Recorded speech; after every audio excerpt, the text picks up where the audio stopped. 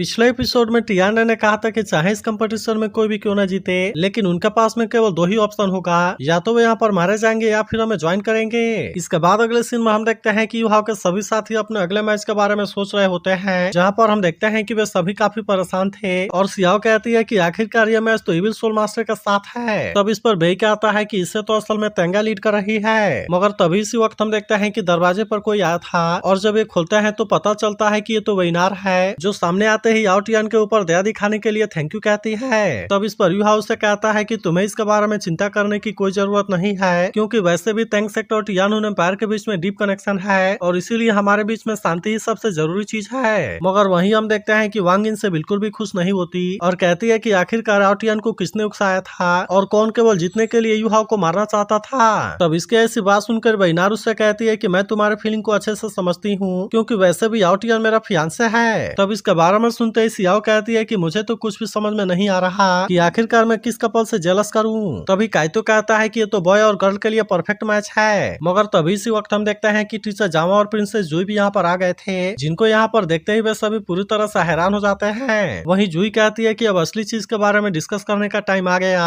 और इसीलिए हम देखते हैं कि वो यहाँ पर एक साउंड बैरियर को लगा देती है ताकि इनके बातचीत को और कोई ना सुन सके। तभी युहाओ कहता है कि क्या टियानन के साजिश के बारे में है। तब इस पर जुई उससे कहती है कि तुम तो बहुत ही स्मार्ट हो, क्योंकि तुम इसके बारे में आसानी से समझ गए। फिर वो बताने लगती है कि हम जासूसी करने के लिए वापस गए थे, लेकिन असल में हम कोई भी मैसेज सेंड नहीं कर सके और मेरे अलावा खुद लेवल 93 वाला डाउलू सोल मास्टर जिंगलुओ में वापस आया और वो ओल्ड मैन भी मिसिंग है। जिसके बाद इसके बारे में सुनकर वे सभी पूरी तरह से हैरान हो जाते हैं, क्योंकि किसी को भी समझ नहीं आता कि वहाँ पर क्या हुआ। तभी टीचर जामा कहती है कि हमने जितना उम्मीद किया था सिचुएशन उससे भी ज्यादा खराब है। वहीं वेइनार भी कहने लगती है कि हमने भी जासूसी को फॉलो किया और हमें पता चला कि मिंगडू के चारों तरफ एक महाजाल बिछा हुआ है, जिसका वजह से हम यहाँ पर जार में रखे हुए टर्टल के जैसे हैं, जिनको टियानन जैसे चाहे वैसे कंट्रोल कर सकता है। तब इसके बारे में जानकर इनकी हैरानी और भी ज्यादा बढ़ जाती है, क्योंकि इनको इसके बारे में कोई भी अंदाजा नहीं था। मगर वहीं हम देखते हैं कि युहाओ को पहले से इसके बारे में समझ आने लगा था और कहता है कि सारे लाइट टीम से डील करने के लिए ऐसा लगता है कि वो पहले से वॉर को स्टार्ट करने के लिए रेडी है। तभी टीचर जामा कहती है कि मास्टर सुआ ने खुद यहाँ के माउंटेन को चेक किया था, मगर मैंने पाया कि उन्होंने मिंगडू को चारों तरफ से नहीं घेरा है, बल्कि उन्होंने इसे केवल 3 तरफ से घेरा है और ये एक तरफ से खाली है। जिसके बाद जुई कहती है कि हमें इसी डायरेक्शन में अपने एफर्ट को लगाना चाहिए और फिर वो टीचर जामा से पूछती है कि श्रेक के पास में कितनी पावर बची है। जिस पर टीचर जामा कहती है कि अगर मास्टर सुआन और बाकी एल्डर के बारे में बात किया जाए तो फिर हमारे पास में टोटल 6 टाइटल डाउलू है। तब इसके बारे में जानकर नानान कहती है कि एकेडमी तो हमारे सेफ्टी के बारे में सीरियसली ले रहा है। जिसके बाद जुई कहती है कि अगर हमको भी इसमें ऐड कर दिया जाए तो फिर इस तरह से हमारे पास में लगभग 12 टाइटल डाउलू हो जाएंगे और इस तरह से मुझे लगता है कि होप काफी हाई होगी। तभी इसके बारे में सुनते ही युहाओ कहता है कि टियानन तो असल में यही चाहता है। जिस पर बेई कहता है क्या तुम्हारे कहने का मतलब यह है कि टियानन भी उन 12 सीनियर को देखना चाहता है जो कि हमारे लिए अपने आप को रिस्क में डाल दें। जिसके बाद हम देखते हैं कि काइतो भी इस बात से काफी परेशान हो गया था और कहता है कि ये तो बिल्कुल भी सर्वाइव करने का तरीका नहीं है और मुझे ऐसा लगता है कि ये तरीका बहुत ही खतरनाक है। जिसके बाद हम देखते हैं कि जुई भी इस बात से परेशान हो गई होती है और फिर कहती है कि टियानन का दिमाग तो सच में काफी खतरनाक है और इस तरह से हम सभी उसके ट्रैप में फंस गए। मगर वहीं हम देखते हैं कि वेइनार भी अब इसी तरह से शांत रहने वाली नहीं होती और कहती है कि हम भी केवल बैठकर इसे नहीं देख सकते और इसीलिए हमें भी इसके बारे में कुछ करना होगा। तब इस पर टीचर जामा पूछती है कि तुम्हारा क्या प्लान है। जिसके बाद वेइनार कहती है कि मिंगडी होल असल में टियानन को मारना चाहता है, क्योंकि उसके बाद सनमून सक्सेशन का स्ट्रगल ब्रेकआउट हो जाएगा, जिसका वजह से हम इसे सॉल्व कर सकते हैं और इस तरह से कोई भी वॉर नहीं होगी। जिसके बाद हम देखते हैं कि जुई भी तुरंत इसके लिए मान गई थी और फिर वो टीचर जामा से पूछती है कि आप इसके बारे में क्या सोचती हैं। मगर वहीं हम देखते हैं कि युहाओ इसके बारे में समझ गया था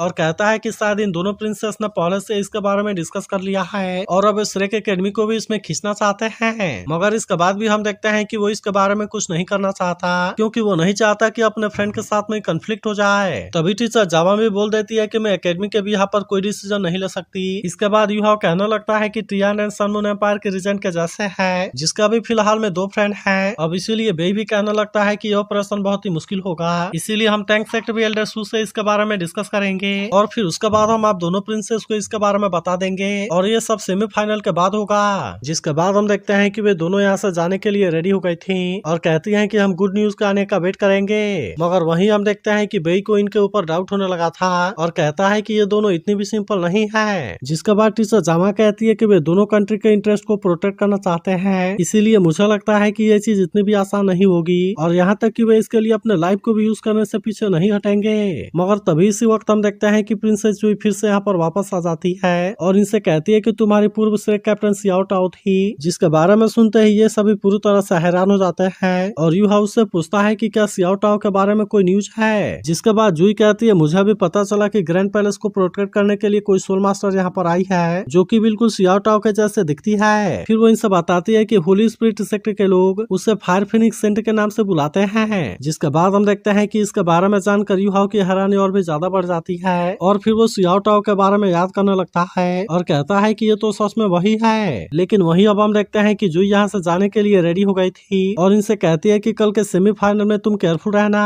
मगर वही अब टीचर जामा को भी समझ में नहीं आ रहा था कि आखिरकार वो इसके बारे में क्या करे, क्योंकि उन्होंने इनको सियाओ टाओ के बारे में इन्फॉर्मेशन दिया और इसके अलावा वे टियान इनको मारने में इनकी हेल्प चाहते हैं। तो अभी काइतो कहने लगता है कि सन मून एम्पायर का जो करंट टेम्परर है वो असल में मिलिट्री का यूज करके पावर में आया, जिसका वजह से फाउंडेशन पूरी तरह से अनस्टेबल था और इसीलिए बहुत सारे फोर्सेस पावर के लिए आपस में फाइट करने लगे। लेकिन इन सभी के बीच में टियान ने बहुत ही चालाकी से काम किया, जिसका वजह से बाकी कोई भी कुछ नहीं कर पाया और इस तरह से फाइनली वो प्रिंस बन गया। यहाँ तक कि अब तो उसने सारे फोर्स को एक साथ में इंटीग्रेट भी कर दिया है और यही वजह है कि वो यहाँ का रीजेंट बन गया है और यहाँ तक कि उसने पहले से इतने बड़े एम्पायर को अपने कंट्रोल में भी कर लिया है। मगर फिर भी हम देखते हैं कि टीचर जामा इतना आसानी से शांत रहने वाली नहीं होती और कहती है कि टियान ने हमेशा से ही वॉर को शुरू करना चाहा और यहाँ तक कि सन मून के एम्पायर का हेल्थ भी सही नहीं है, इसलिए टियान को अगर सच में सन मून एम्पायर के ऊपर राज करने के लिए अलाउ कर दिया गया तो फिर मुझे ऐसा लगता है कि वॉर जल्दी ही होगी। लेकिन अगर किसी तरह से उसे मार दिया गया तो फिर इसका वजह से सन मून एम्पायर की सिचुएशन जरूर ही बिगड़ जाएगी, जिसका वजह से वॉर भी कुछ टाइम के लिए डिले हो जाएगा और इस तरह से सारे कंट्री भी इसके लिए तैयार हो जाएंगे। तभी यूहाव कहने लगता है कि टियान में मुझे थोड़ा सा तानाशाह दिखाई देता है, क्योंकि यह मुझे हमेशा से ही ग्लूमी लगता है। इसके अलावा उसने मिंगडी हॉल का मास्टर जिंग होंगचेन को भी जीत लिया और यह भी पॉसिबल है कि वो होली स्पिरिट सेक्टर को अपने साथ में मिला ले। अब इसीलिए यूहाव को समझ में आ जाता है कि यह चीज इतना भी आसान नहीं है और वो इनसे कहता है कि उसे मार पाना इतना भी आसान नहीं होगा। लेकिन वही हम देखते हैं कि बे इतना आसानी से मानने वाला नहीं होता और कहता है कि आखिरकार इसके अलावा हमारे पास में और कोई चांस भी नहीं है और ये चीज तो असल में दोनों कंट्री के सेफ्टी के लिए है और इसीलिए हमें इसके बारे में जरूरी कुछ करना होगा। मगर फिर भी हम देखते हैं कि वांग को इसके बारे में समझ नहीं आ रहा था और इसीलिए वो इनसे पूछती है कि क्या हमें उनको ज्वाइन करना चाहिए। लेकिन इस पर टीचर जामा कहती है कि मैं एकेडमी को इसके बारे में रिपोर्ट करूंगी ताकि हम सियाओ टाओ को वापस लाने का कोई तरीका खोज सके और इसके अलावा यहाँ पर तो तेंगा भी है, इसीलिए मैं चाहती हूँ कि कल के गेम में इमोशनल होकर तुम फाइट मत करना। और फिर वो बेई से कहती है कि स्पेशली तुम इसके बारे में ध्यान जरूर रखना। तब इसके बारे में सुनकर यूहाव को बेई के बारे में चिंता होने लगती है, क्योंकि जब पिछली बार उसने तेंगा को अपने सामने देखा था तब वो अपने आप के ऊपर कंट्रोल नहीं कर पाया था। इसके बाद हम देखते हैं कि वे यहाँ से जाने के लिए निकल गए होते हैं, जहाँ सेंसी बेई से कहता है कि तुम इस पर होली स्पिरिट सेक्ट के खिलाफ में मुझे लीड करने दो, क्योंकि वैसे भी मेरे पास में तुमसे ज्यादा एक्सपीरियंस है। मगर तभी इसी वक्त हम देखते हैं कि वांग चुइन के सामने आ जाती है, जिसे देख वे थोड़े से हैरान हो गए थे और फिर हम देखते हैं कि वे वहाँ पर रुक जाते हैं। जिसके बाद वांग चुइन से कहती है कि तुमने पिछले मैच में बहुत ही शानदार तरीके से प्ले किया, इसीलिए मैं तुम्हें होली स्पिरिट सेक्ट के साथ वाले मैच के लिए चीयर्स करती हूँ और इसके बाद हम सीधे फाइनल में मिलेंगे। तब इसके ऐसे बातों को सुनते ही सेंसी कहता है कि सूरज आज पश्चिम में कैसे उग गया, क्योंकि आज तो इसने दूसरे की तारीफ कर दी। मगर वही हम देखते हैं कि यूहाव इसके बारे में कुछ भी नहीं बोलता, जबकि वही वांग चू भी यहाँ से चली जाती है। इसके बाद अगले सीन में हम फिर से एरिना का सीन देखते हैं, जहाँ पर कि आज सेमीफाइनल होने वाला था, इसीलिए हम देखते हैं कि बहुत सारे लोग इसे देखने के लिए आए होते हैं, जहाँ पर वे सभी इसके लिए काफी एक्साइटेड थे। वहीं अब हम देखते हैं कि रेफरी भी इसे स्टार्ट करने के लिए रेडी हो गया था और कहता है कि सेमीफाइनल के टीम का वेलकम करने के लिए रेडी हो जाओ, जिसके बारे में सुनकर सभी लोग और भी ज्यादा एक्साइटेड हो गए थे। फिर हम देखते हैं कि सबसे पहले यहाँ पर श्रेक एकेडमी के टीम की एंट्री होती है, जिनको देखते ही सभी काफी एक्साइटेड हो जाते हैं और फिर हम देखते हैं कि वे बड़े शानदार तरीके से इनका वेलकम करते हैं। तभी टीचर जामा कहने लगती है कि इस बार के कंपटीशन में श्रेक एकेडमी को जो भी अचीवमेंट मिले हैं उनमें से ज्यादातर केवल वांग चू की वजह से मिले हैं और वैसे भी श्रेक एकेडमी सबका फेवरेट है, जिसकी वजह से वांग चू की पॉपुलैरिटी भी काफी हाई है। लेकिन बड़े अफसोस की बात है कि वांग चू के अलावा और जितने भी प्लेयर हैं वे सभी असल में तेंग सेक्ट के सामने बहुत कमजोर हैं। अब इसीलिए हम देखते हैं कि टीचर जामा को इसके बारे में पहले से ही अंदाजा मिल गया था और वो समझ जाती है कि शायद इस बार इसमें जीत पाना आसान नहीं होगा। तभी हम देखते हैं कि टियानलोंग सेक्टर की टीम यहाँ पर आ जाती है, जिसे देख सभी बात करने लगता है कि ये तो दोनों ड्रैगन यहाँ पर आ गए हैं और फिर एक टीम की कैप्टन कहने लगती है कि इनकी फाइट तो हमारे साथ में होने वाली थी, लेकिन अब तो टियानलोंग सेक्टर सेमीफाइनल सेमीफाइनल में चला गया है, जिसका वजह से हम इसके बारे में कुछ भी नहीं कर सके और इसीलिए ये तो हमारे लिए बहुत ही इम्प्रेसिंग है। मगर तभी एक प्लेयर उससे कहती है कि हमें लीडर से मैसेज मिला और वो कल यहाँ पर आने वाली है। तब इसके बारे में सुनकर वो लड़की थोड़ी सी परेशान हो जाती है। मगर तभी हम देखते हैं कि टैंक सेक्टर के एंट्री की भी बारी आ गई थी, जिनको यहाँ पर देखते ही सभी और ज्यादा एक्साइटेड हो जाते हैं और फिर हम देखते हैं कि वे इनके लिए काफी हल्ला भी करने लगे थे।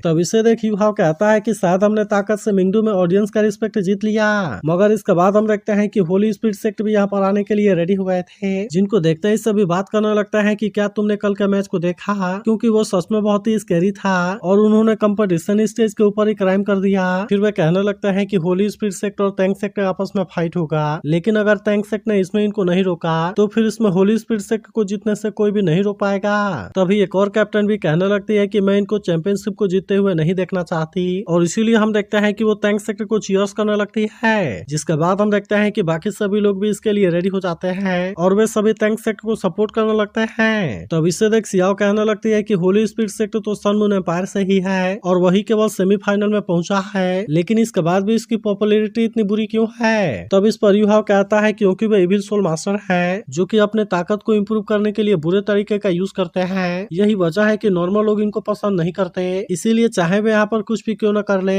लेकिन कोई भी नॉर्मल आदमी उनको एक्सेप्ट नहीं करेगा। फिर वो कहने लगता है मुझे डर है कि सन मून एम्पायर के ऑफिशियल के पास में यही सेम एटीट्यूड होगा, इसीलिए होली स्पिरिट सेक्ट अगर इसमें जीत भी गया तो भी मुझे लगता है कि सन मून एम्पायर एक जोक बन जाएगा। मगर तभी से बीच हम देखते हैं कि तेंगा बेई के सामने आ गई थी और इसीलिए इसे देख बेई थोड़ा सा इमोशनल होने लगा था। तब ये देखते ही सेंसी उसे समझाने लगता है और बेई से कहता है कि तुम इसमें कंफ्यूज ना हो, क्योंकि आज के मैच में हमारा सामना लाइफ और डेथ से होगा। जिसके बाद हम देखते हैं कि सियाओ भी इसे समझाती है और कहती है कि सीनियर ब्रदर के आप टीचर जामा के बात को भूल गए। जिसके बाद हम देखते हैं कि बेई आखिरकार इनकी बात मानने के लिए रेडी हो गया था। मगर वहीं हम देखते हैं कि काइतो श्रेक एकेडमी के बारे में सोच रहा था और कहता है मुझे नहीं पता कि वे टियानोंग सेक्ट के साथ में फाइट कैसे करेंगे। तभी हम देखते हैं कि टियानन भी जूजी से इसके बारे में पूछने लगता है और कहता है क्या तुम्हें पता है कि श्रेक एकेडमी और टियानोंग सेक्ट के बीच में कौन जीतेगा। तब इस पर जूजी उससे कहती है कि वैसे तो मैं इसके बारे में ज्यादा कुछ नहीं जानती, लेकिन फिर भी मुझे लगता है कि इनका जीतना इनके कैप्टन के ऊपर है। फिर वो कहने लगती है कि मैंने तो इनके बारे में रूमर भी सुना है और इसीलिए मुझे भी नहीं पता कि इन दोनों में कौन सबसे ताकतवर है। तब इस पर टियानन कहता है कि तुम स्ट्रॉन्गेस्ट ड्रैगन सोल मास्टर के बारे में बात कर रही हो, लेकिन उनका ड्रैगन मार्शल सोल मेरे साथ में कंपेयर कैसे हो सकता है। तब इस पर जूजी कहती है कि ये तो सन से जन्मा हुआ वर्ल्ड डिस्ट्रॉइंग ड्रैगन है और ये ऐसा सुप्रीम बीइंग था जिसे डायरेक्टर के द्वारा डिस्ट्रॉय कर दिया गया, इसीलिए ऑर्डिनरी ड्रैगन मार्शल सोल भी कंपेयर हो सकते हैं। तब इस पर टियानन उससे कहता है कि चलो ठीक है, क्योंकि अगर यहाँ पर कोई फियर्स बैटल भी हुआ तो क्या होगा, क्योंकि ये तो मेरे जैसे लोगों के लिए केवल टाइम पास का गेम है। लेकिन फिर वो जूजी से कहता है तुम इसके बारे में याद रखना कि तुम यहाँ के क्राउन प्रिंसेस हो, इसीलिए चाहे यहाँ पर कोई कितना भी पावरफुल क्यों ना हो, लेकिन फिर भी वे केवल तुम्हारे द्वारा कंट्रोल होने वाले एंट होंगे। मगर वहीं हम देखते हैं कि रेफरी सेमीफाइनल मैच को स्टार्ट करने में कोई देरी नहीं करता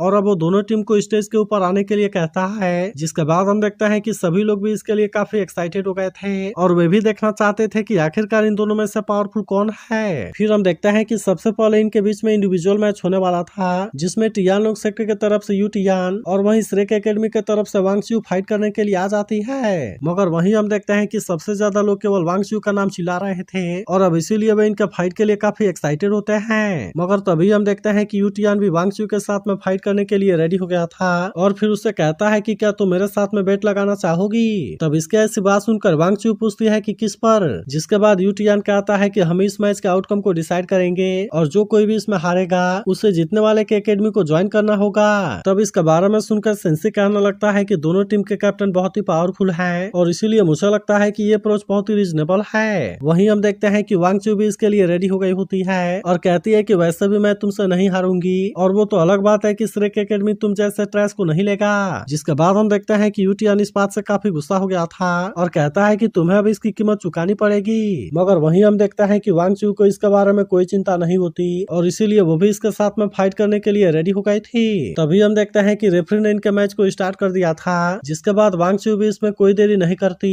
और वो तुरंत अपने ड्रैगन स्पीयर से यू टियान के ऊपर अटैक करती है। मगर वहीं हम देखते हैं कि यू टियान भी कम नहीं होता, इसीलिए वो इसके अटैक से अपने आप को बहुत ही आसानी से बचा लेता है और हम देखते हैं कि शुरुआत में वांगच्यू इसका कुछ भी नहीं कर पाती। मगर इसके बाद भी हम देखते हैं कि वांगच्यू इतना आसानी से मारने वाली नहीं होती और इसीलिए वो फिर से इसके ऊपर अटैक करने के लिए चली जाती है। मगर वहीं हम देखते हैं कि यूटियान भी पीछे हटने वाला नहीं होता और वो भी अपने ड्रैगन का यूज करके फाइट करना शुरू कर देता है, जिसे देखते ही सभी लोग इस बात से काफी एक्साइटेड हो गए थे और कहने लगता है कि ये तो असल में डबल ड्रैगन फाइट है। मगर फिर भी हम देखते हैं कि वांग चू को हरा पाना इतना भी आसान नहीं होता, इसीलिए वांग चू जैसे फिर से अपने पावर का यूज करने लगती है, हम देखते हैं कि यूटियान इसके सामने कुछ भी नहीं कर पाता और अब इसीलिए वांग चू इसके ऊपर भारी पड़ने लगती है। मगर इसके बाद भी हम देखते हैं कि वांग चू इससे ज्यादा चांस देने वाली नहीं होती और इसीलिए वो फिर से इसके ऊपर अटैक करने के लिए आ जाती है। लेकिन तभी हम देखते हैं कि यूटियान ने अपने आप को इसके अटैक से बचा लिया था और फिर वो अपने थंडर हेल वाले पावर का यूज करके अटैक कर देता है, जिसका वजह से वांग चू अब इसके सामने कुछ भी नहीं कर पाती और फिर हम देखते हैं कि वो इसके ऐसे पावर में फंस गई थी। मगर इसके बाद भी हम देखते हैं कि वांग चू को हरा पाना इतना आसान नहीं होता,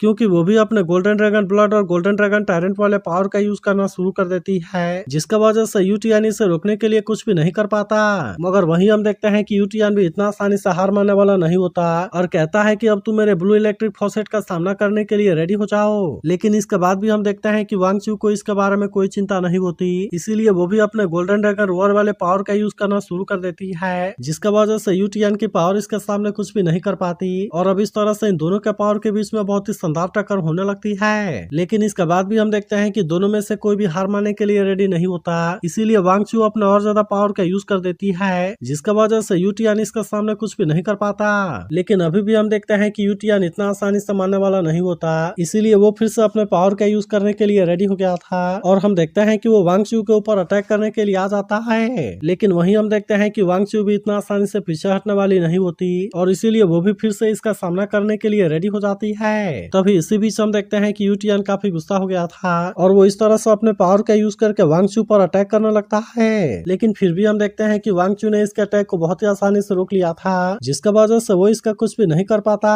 मगर तभी हम देखते हैं कि वांग चू ने इस पर अटैक करना शुरू कर दिया था और इसके बाद वो इसे कोई भी चांस नहीं देती और फिर हम देखते हैं कि वो लगातार इसके ऊपर अटैक करना शुरू कर देती है, जिसका वजह से यूटियान की हालत इसमें काफी खराब हो गई थी और तभी हम देखते हैं कि वांग चू फिर से इस पर अटैक करने के लिए आ जाती है, जिसे देख ऐसा लग रहा था कि यूटियान अब इसके सामने कुछ भी नहीं कर सकता। अब इसीलिए रेफरी भी उससे पूछता है कि क्या इसके सामने तुम अपना हार मानना चाहते हो। मगर इसके बाद भी हम देखते हैं कि यूटियान इतना आसानी से हार मानने वाला नहीं होता, इसीलिए वो अपने थंडर क्लॉ के पावर का यूज करने के लिए रेडी हो जाता है ताकि वो अभी भी किसी तरह से वांग चू को हरा सके। लेकिन वहीं हम देखते हैं कि वांग चू को इसके बारे में कोई चिंता नहीं होती और वो अपने आप को इसके सारे अटैक से बचा लेती है और फिर हम देखते हैं कि वो जैसे ही अपने पावर का यूज करके इसके अटैक का सामना करती है, तब इसके वजह से यूटियान के हाथ वाला बोनस में टूट गया था। लेकिन फिर भी हम देखते हैं कि वो इसके सामने हार मानने के लिए रेडी नहीं होता और वो फिर से अपने थंडर क्लॉ का यूज करके अटैक करने के लिए रेडी हो जाता है। लेकिन तभी हम देखते हैं कि वांग चू ने भी अपने पावर का यूज करके अटैक कर दिया था, जिसका वजह से यूटियान अब इसके सामने कुछ भी नहीं कर पाता, जबकि वहीं वांग चू ने बहुत ही आसानी से इसका हाथ पकड़कर मरोड़ दिया था।